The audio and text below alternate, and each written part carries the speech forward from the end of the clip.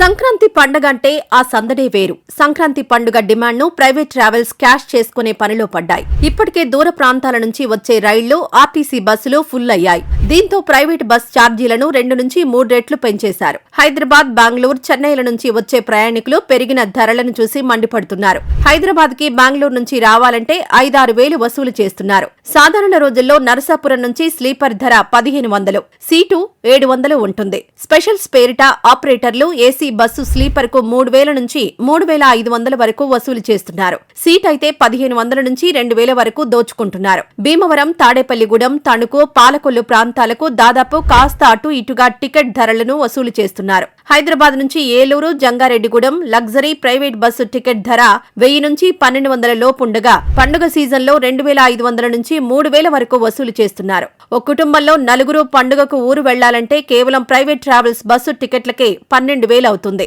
Train టికెట్లు regret అయిపోవడంతో తప్పనిసరి పరిస్థితుల్లో ప్రైవేట్ ట్రావెల్స్ ని ఆశ్రయించాల్సి వస్తోంది.